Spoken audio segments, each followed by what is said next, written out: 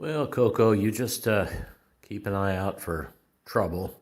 If any more doves come around, you go ahead and bark at them. But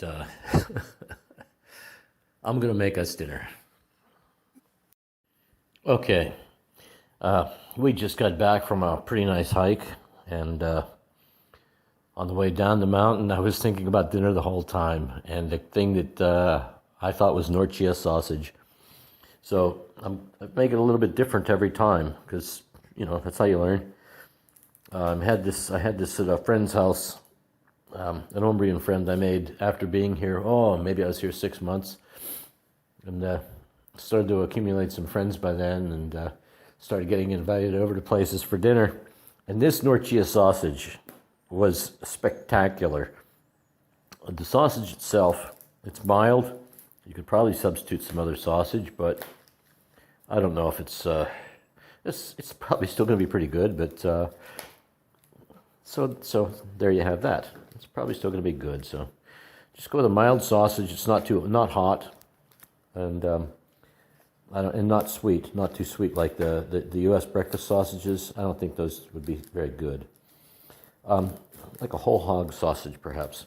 Now, I bought 4 links at the grocer's last night. I had 4 links in the freezer, and I don't even know why. I guess I overbought. That's why I had to put them in the freezer. You can get them up here at the butcher shop all the time.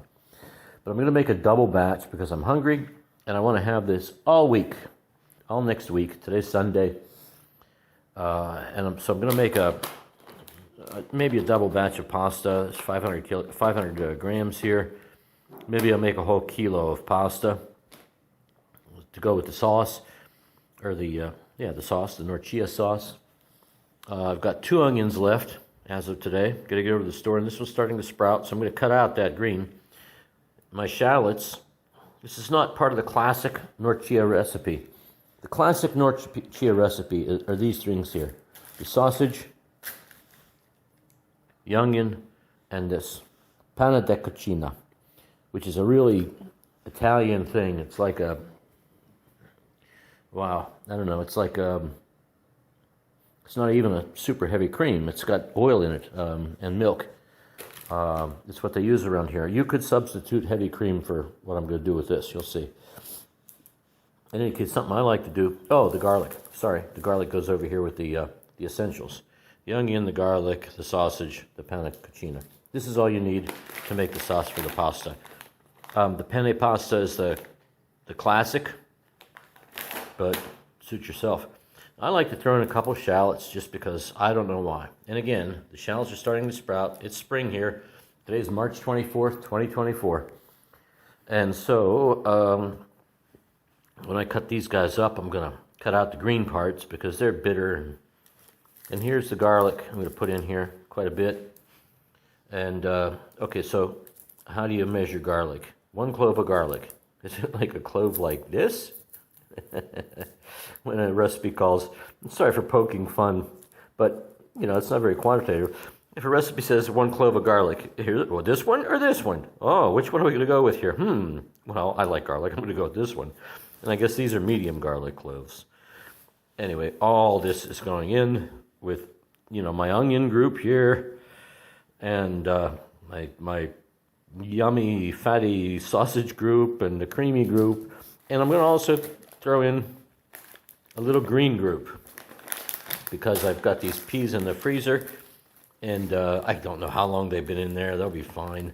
They're just super fine little peas. Just because, I don't know, my intuition says they're going to be good in this sauce. You're not going to really even taste them hardly because, and maybe you will. I don't think their flavor is going to emanate through the sauce, but, we'll see. You have to try stuff. The reason, actually, that I thought, let's pull those peas out is because I was researching how to use this sauce. The last time I used it, it comes out of here like, it's thick. It's like toothpaste thick. But, so I was looking up how to use this. And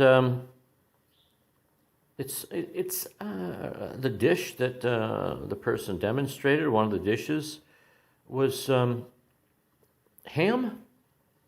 I mean ham, it's a prosciutto, oh dang, I forget the word. The Italian, it doesn't matter. It's basically ham, baked ham. And it's baked ham, peas, and this pane de cucina, and that's it. That's the sauce. And all the reviews, people that tried this recipe loved it.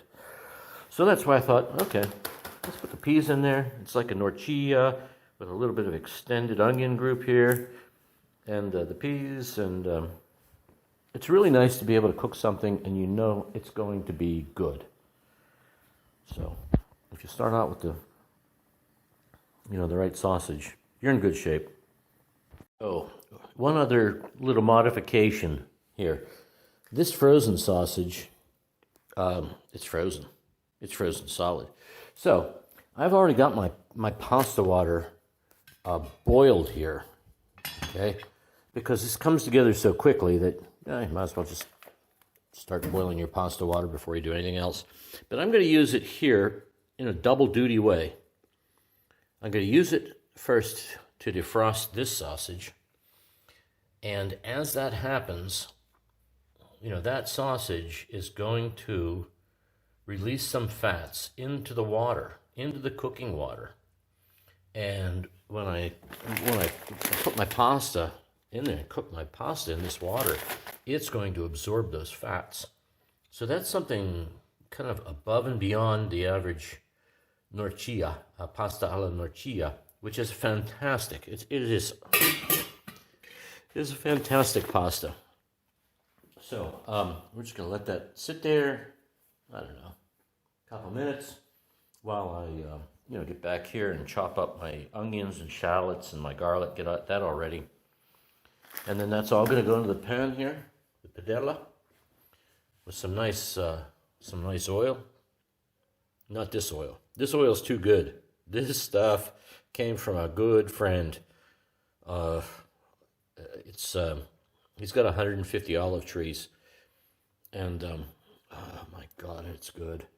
No, I'm going to use still an extra virgin olive oil from a local olive place here.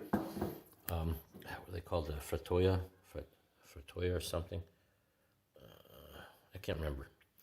But anyway,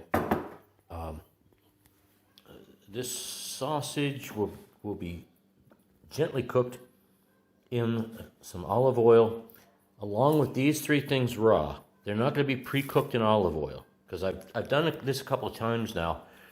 I don't know, 3, 4, 5, something like that, where I put all my onion group into the oil and with the sausage raw, and by the time the sausage is cooked, everything else here is perfect.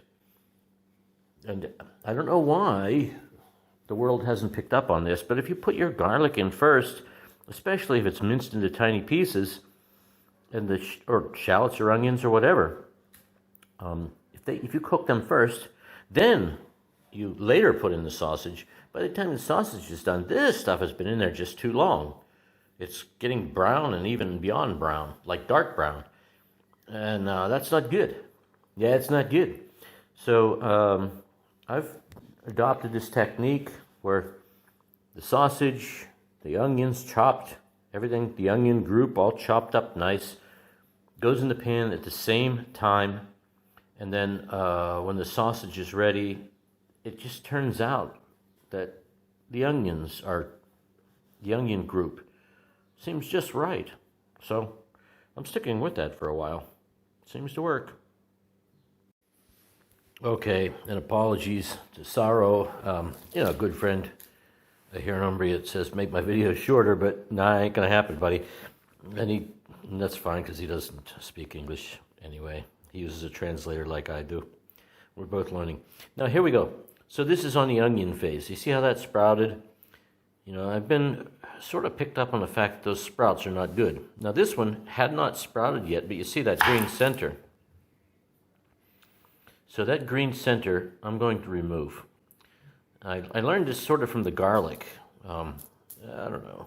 People talk about the garlic in the way some really good Italian chefs, local here in Italy, from southern Italy mostly, would talk about removing the green from the garlic. So I've got to do that on my shallots as well, because this one's sprouting. And here it is. It's springtime. What do you expect? They're going to sprout. So cut it in half, and then we pull this part of it out, the green part. Just it's easy to get out of an onion if you cut it in half this way. Then we'll dice them up and get ready to roll. Interesting. Because I also like to cut out the root part here. I don't think it's any good. And when I cut around the root here, this part, lo and behold, all the green part just came right out of it. So, into the compost with you, and we'll continue on our merry way with the rest of the onion group. Look at this one, the one that had sprouted. It's interesting to see how these things grow. But I think here, if I get the roots cut out, I'll be able to get out all that green.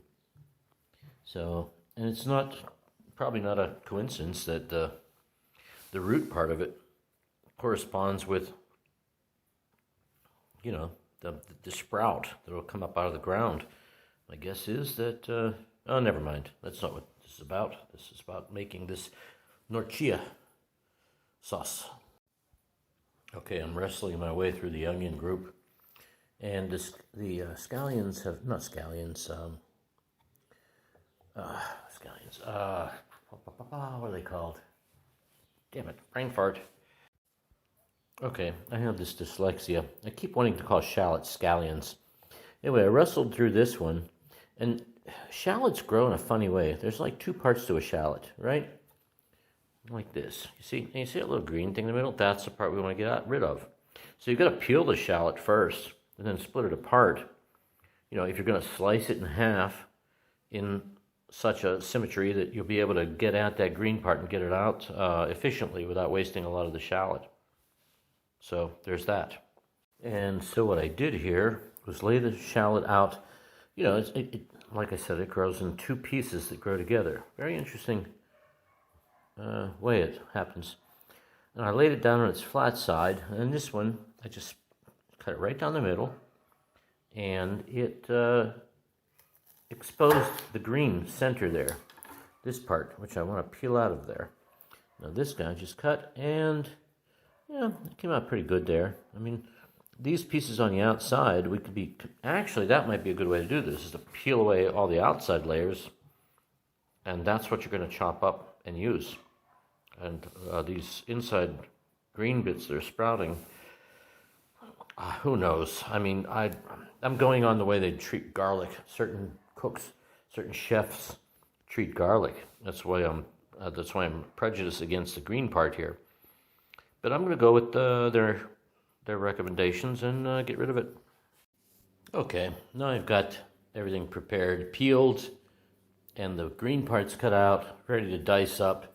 They're all going to go together into this bowl and be added all at once because that's the way I want it. I don't want to have to do this in phases. I want to cut them to a very similar size so they cook at about the same rate, so I can just cook them with the raw sausage. Speaking of raw sausage, over here in the pan, I've turned the heat back on this. I think this is starting to thaw pretty nicely. You can kind of see, if you look closely here at certain parts, some fat coming out of it. And that, cooking the pasta in this wonderfully fatty pasta water, I can guarantee you that water's not going to get poured down the sink, because it's going to have the starch, some starch left over from the pasta in there, and these fats from the sausage. I don't know what I'm going to do with that pasta water, but it's going to turn into something good. Okay, I'd say we're ready to get rolling. I think my sausage is fully defrosted by now, so I'm going to bring it over to the pan. Yeah, let's move the pan a little closer. There. And get ready to start bringing this together. Now you might notice that sausage has got some spots that are kind of thick, which is fat, which is cooked out, or thawed, but not able to escape yet. So I'm going to have to take the strings off those and cut the casing off. My water for my pasta is looking very good. It's steaming. It'll take long to get that going. Here's the onions that are going into it, the onion groups. Chopped, it's sort of the same size. I smushed my garlic a little bit, but I did not sliver it up really, really razor thin, as they call for some pasta recipes and on the Godfather movies and so forth. If you're putting it in with tomato sauce and bringing it to a boil all at once, I can understand that. But if you're going to be cooking in oil, that's going to get burned before everything else is done. And the shallots and the onions, they're more or less the same size. On the onions, they're very difficult to, all of these are difficult to cut because it's like solving a calculus problem of some sort where, getting those all to be the same volume, the same mass, the same surface area ratio, surface areas, all those things, it's tricky. But anyway, let's get our sausage arranged and get the onion group cooking within it.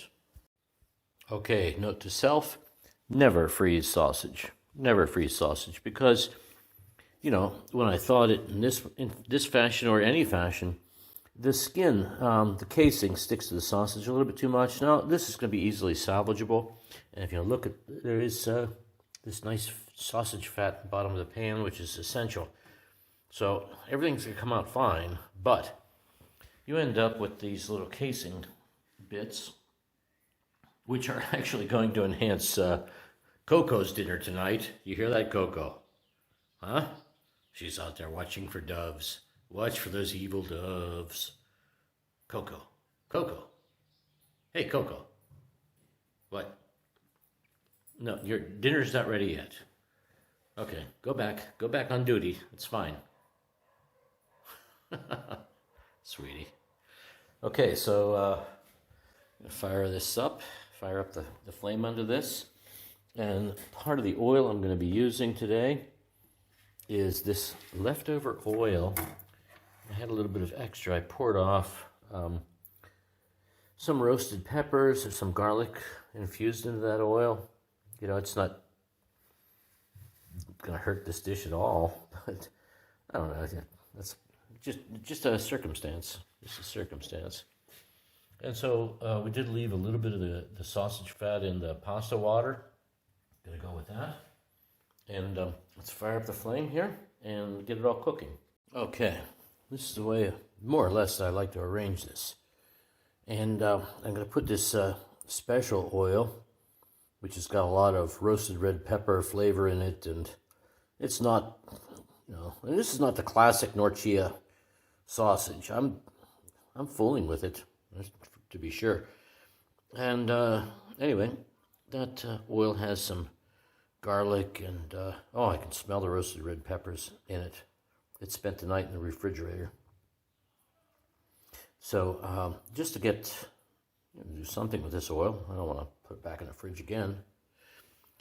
So I've got my onion group in the middle here. Here's my shallots. There's some garlic here and the onions and the sausage around here. And this is the point where I like to hit the flame, the gas, and I'm going to turn this up. Just leave that nice and high until the sausage starts to cook and release its fats. I'll put in a little bit more olive oil here, just to get the party started, so that the onions have got some oil to cook in, more oil to cook in. Then getting to the bottom of this. Okay, we're going to have to get another thing of olive oil here. I got one covered, no problem. But that oil is just to let the onions cook, to have a little fat until the sausage starts to cook and give up its fat. And at about that time, when things start sizzling the right way, we'll get a little sizzling going on already. At that point, we'll start to flip things over, and I'll start to break up the sausage here a little bit with a, let me grab a spatula.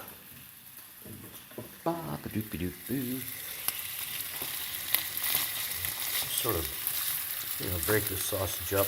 And this is, you're going to have to adapt to whatever. If you can get loose sausage, or you can grind your own, better yet. And this sausage that was in the boiler, or in the water here. Whoa, whoa, whoa, whoa, whoa. Which was thawing. It's, quote, cooked. It thawed and cooked. So it'll be fine.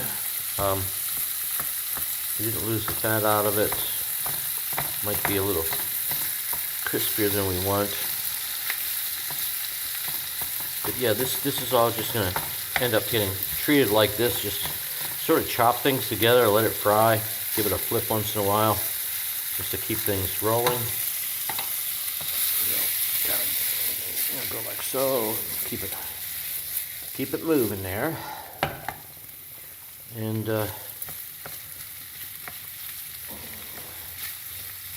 then we'll put in our panna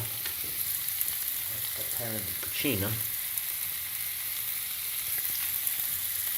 and a few peas.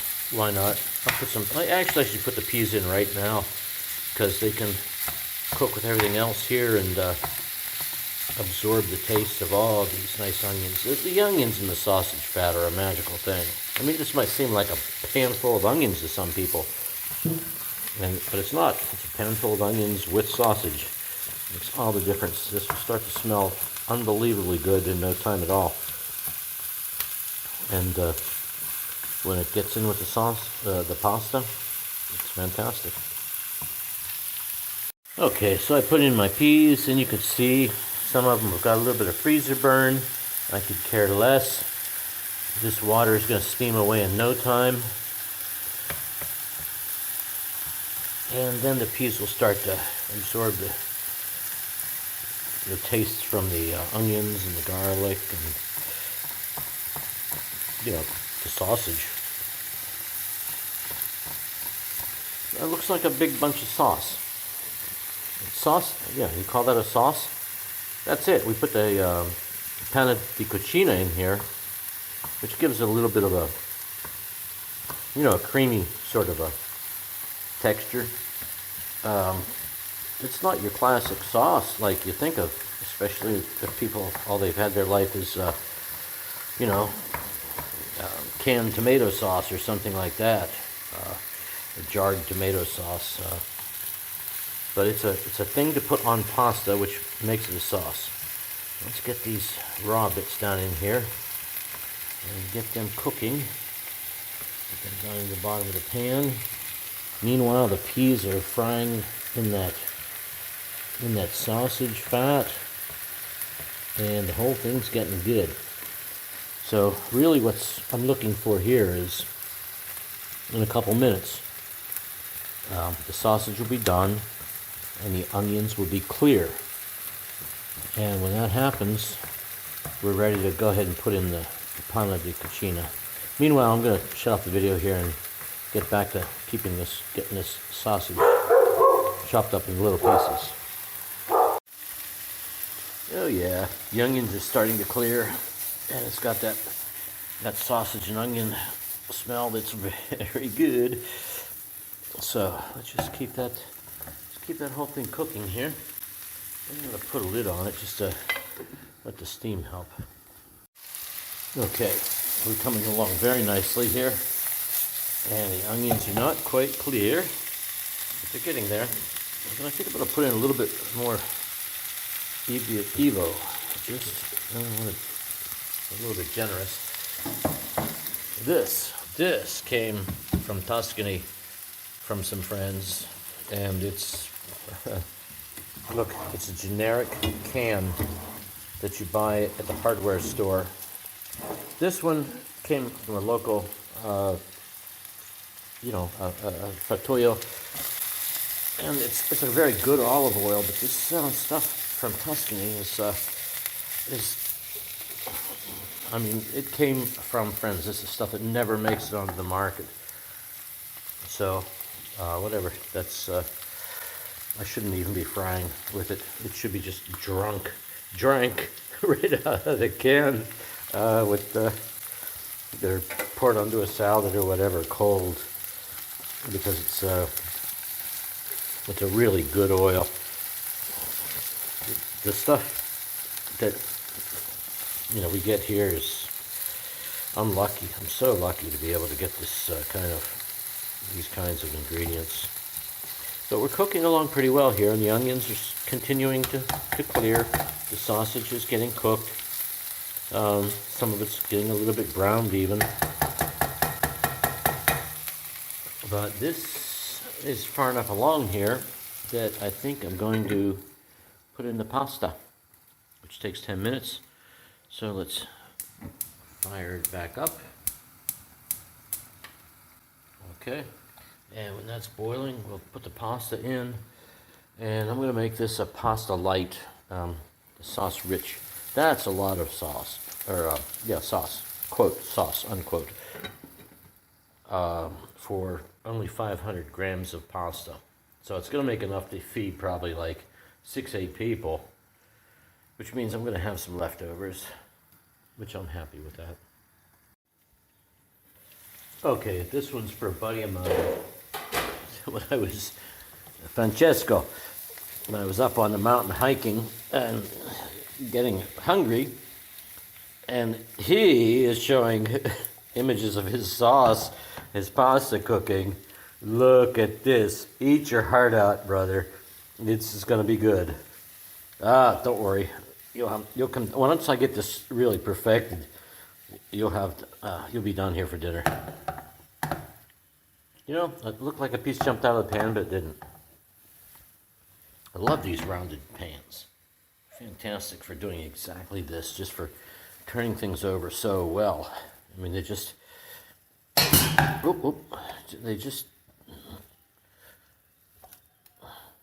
turn over nicely. But as far as browning goes, we've got, or not browning, but clearing goes. Some of the shallots look a little bit undercooked. Okay, so that might throw my theory out the window a little bit. I don't know. See that piece right there? That does not look cooked. It's a big piece. Oh wait, that's a big piece of garlic. That's not even a shallot. So let's get him in the bottom. Oh, it's soft and nice. That's good. So let's get him to the middle. Down here, you look around for any other pieces here that seem out of place. But the onion is coming along very nicely, and that is an argument for cooking the shallots and the garlic. Perhaps, I don't want to overreact on one piece of data, perhaps just a little tiny bit ahead of the onions. I don't know. It's possible due to the chemistry of the onion, or something about the onion, it cooks a little more quickly. But I know this, the sausage does not cook that much more quickly,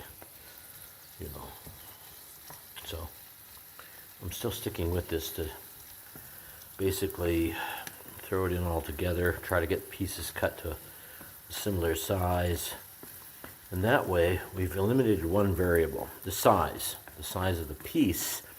Now it comes down to the chemistry of the piece. But I'm pretty happy with this. Now in a second here, or a minute, I'm going to just let that cook a little bit more here and steam under kind of a medium heat until my water gets boiling here from my pasta. And about that time, I'm going to put in the panno di cucina. Very controversial thing. Okay, while we're waiting for our pasta water to come back to a nice boil, I think in addition to this penne pasta, which takes 10 minutes to cook, 10 minuti, I'm going to ask you add a little bit of this farfalle, the butterfly pasta, which takes 13 minutes to cook. So I'm going to actually do it the opposite way. This is going to go in, and 3 minutes after this goes in, this is going to go in, and it's going to all come out fantastically. At least it's the same brand, Boiello, so that the way they measure their cooking times is consistent. Now, are we boiling here yet? No, we've got that beautiful sausage fat on top. And coming along, it should be boiling before too long. It was hot not too long ago. But let's check out how things are doing here in the sauce.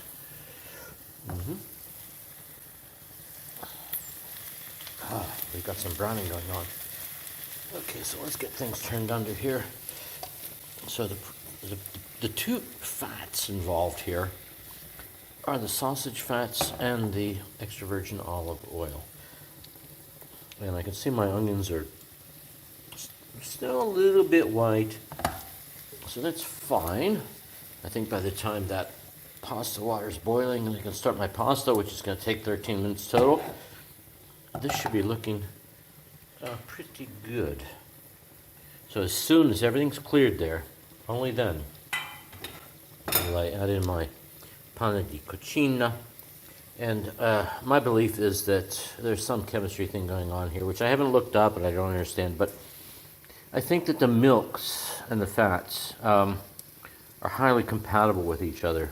The milk fats move around the meat fats, and they seem to also be very compatible with the flare up there.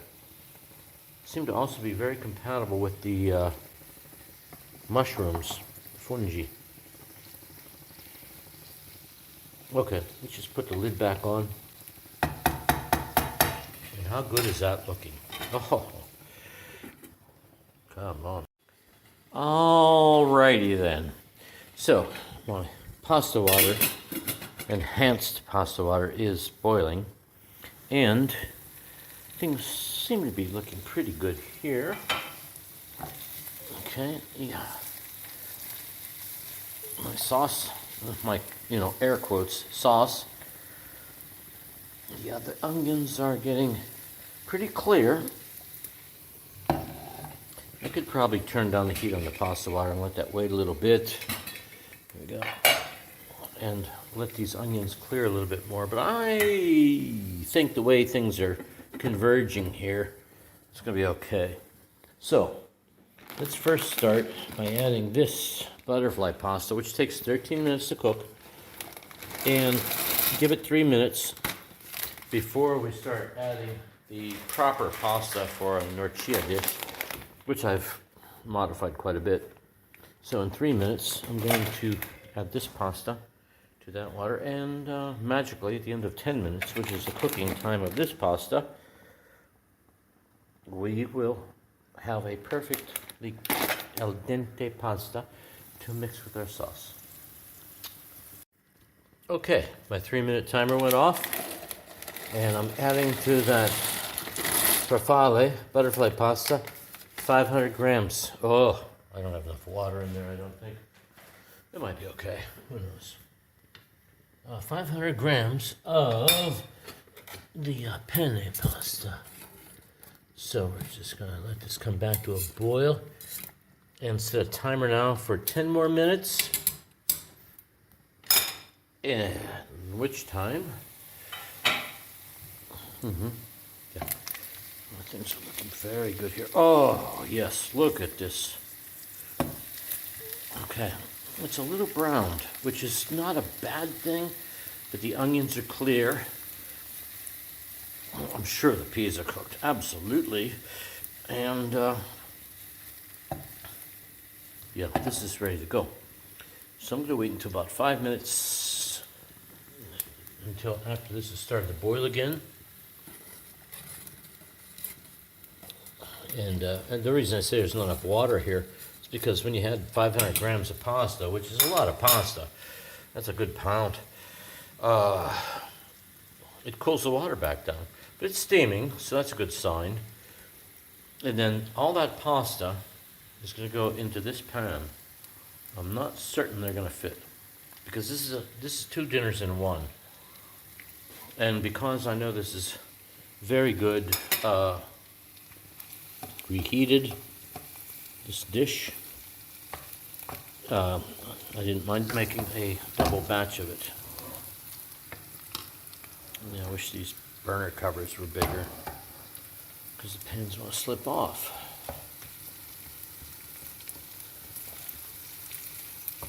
Yeah, that's very, very, very good. Okay. Let's give it a couple more flips just to keep things, kind of homogenized, if you will, from a heat perspective. And then we'll add in our pasta here in a little bit. Oh, and our panna di cucina. Okay, this is coming together nicely. Now I've got 10 more minutes.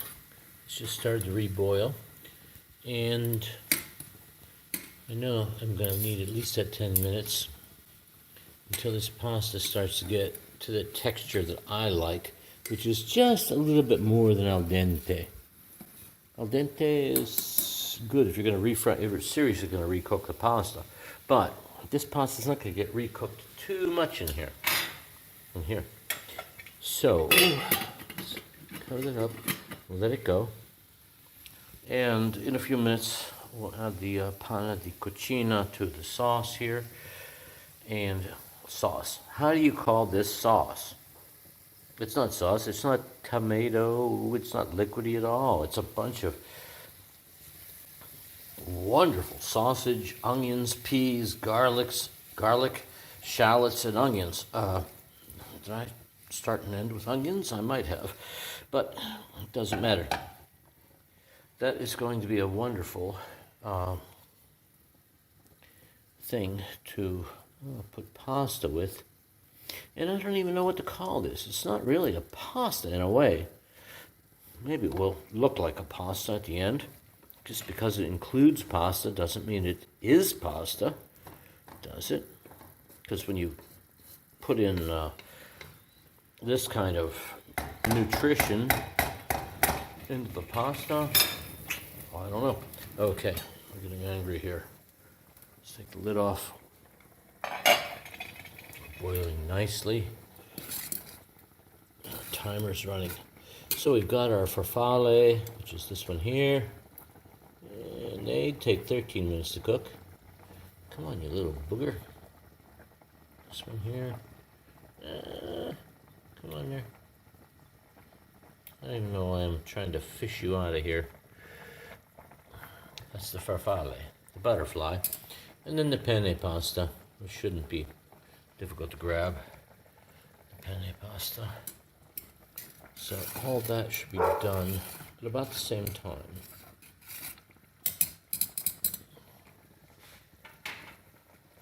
Now I have to get up my straining strategy because I want to save that juice.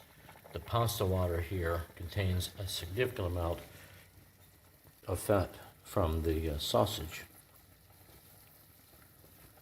which means damn near anything you do with that water is going to be very, very good. So we'll have to think about that very carefully. Okay, it's time to add the panna di cucina. I need 2 hands for this. You're going to see it in just a second. The pasta's coming along very nicely, but I should have had a little bit more water, so I'm going to stir this a lot to keep it down in there and keep it cooking nicely. Oh, and I should mention, here is my strategy for salvaging that pasta water, which contains quite a bit of sausage fat. I don't know what I'm going to do with that, but something. I'm just going to pour it through here, save it in this bowl, pour it into a container. Oh my God, that sauce is so ready. It's on low heat. Okay, so now we add the panna di cucina. Okay, the pasta is getting big. Let's turn this overhead light. Maybe we'll see it better. Look, it's swelling up nicely. So I've got to stir it a lot to keep it down in the water and keep it cooking nicely. And now, the panna di cucina. Ah, Coco, settle. So this is weird stuff. I'm going to cut off the end here first. I don't know if I can do this with one hand. There, you can see there's 200 milliliters here. Don't worry. I know I did tip that over. This stuff is thick. Look at this. It's crazy thick. See it in there? I don't even know if I have to do this, but I'm gonna go ahead and cut back along this edge. Just to open this thing up. Okay. Now watch this stuff, it's crazy. Panna da cucina. It's just crazy. It's crazy thick. It's like the consistency of toothpaste. But this is a combination, apparently, of milk and oil and salt, and it's just crazy available here in Italy. Now, I think you could substitute, possibly a sour cream for this or something like that, or a heavy cream, not sour cream necessarily, because this isn't sour. In fact, no, it's an interesting taste. Anyway, I'm gonna throw this out.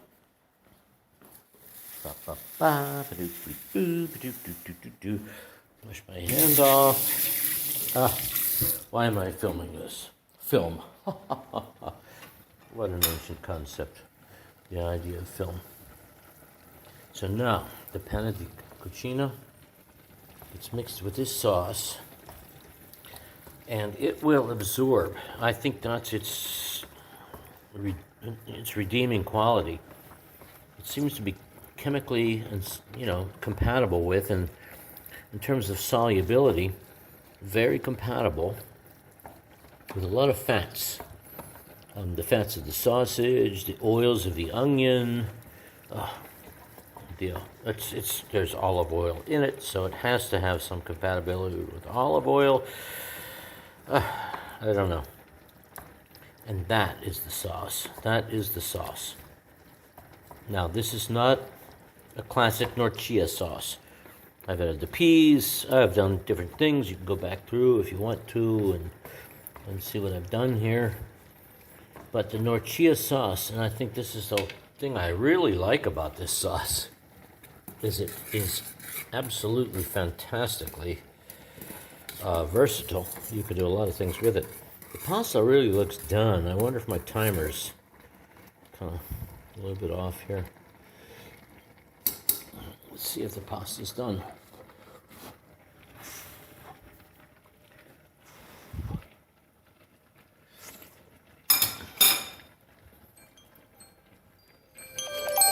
Oh, there's the timer. Okay. Okay, there was the timer. I was thinking it should be coming up at some point here. But that is the sauce. And now, this pasta is going to be dumped through this arrangement here. A colander placed inside a bowl, because I want to save that pasta water. Okay, so here's my combination of pastas. It's a lot of pasta. But I have to let that drain. I'm going to need 2 hands to hold this. I don't want to spill it. Okay, and here's the dilemma. This, quote, sauce, unquote, and this amount of pasta. Oh, this is going to fit into my padella, my pan. The answer is yes, barely. Barely. Now, I've got to mix things around here a little bit, and because of the amount of pasta and the amount of sauce here, it's going to be a pasta. It's not going to be something with pasta. It's going to be pasta. So I'm just going to stop recording here and mix this a while, and I'm not going to try to flip this because this pan is way too full. But that's a lot of good pasta. It's going to be good. They've got dinner here for a week. Okay, and here it is, the final dish with the sausage and the peas and the cheese and everything. The onion, a lot of the onion groups. The onions, the scallions, the garlic. I already tasted it, so I know it's good. So it's not going to be much of a reaction video. If you're looking for a reaction from me, you're in the wrong channel. Go away. Go away. Quality, not quantity. But This is, I can't convey to this media how good this is. You're going to have to do it yourself. You're going to research the sausage, the makeup of the sausage, which contains not only raw pork, but also cured porks. So that's what's in Norcia sausage. It's very special. It's very unique to Eastern Umbria. Well, I shouldn't say it's unique to Eastern Umbria. Cocoa. The town of Norcia is in Eastern Umbria. But, you know, as you've seen, if you got this far, I've modified the sauce a little bit, which is another hidden beauty of it. It's so fundamentally good, you can do a lot of things to it and still come up with a really, really great, quote, sauce. I mean, how do you call this a sauce? It's not even liquid. It's just cooked up, you know, the sausage with the onions, and I put in scallions, shallots, and of course garlic. But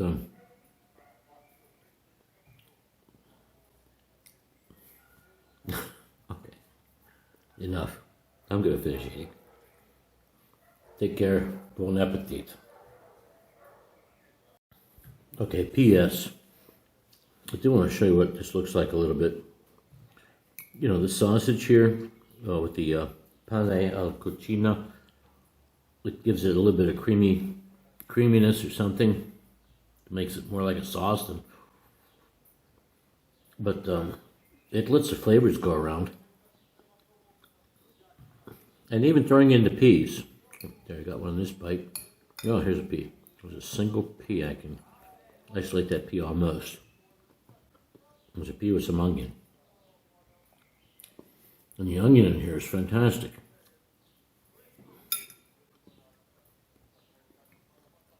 Nope. Just can't say how good this is. You have to try it. You just have to try it. Bon appetit.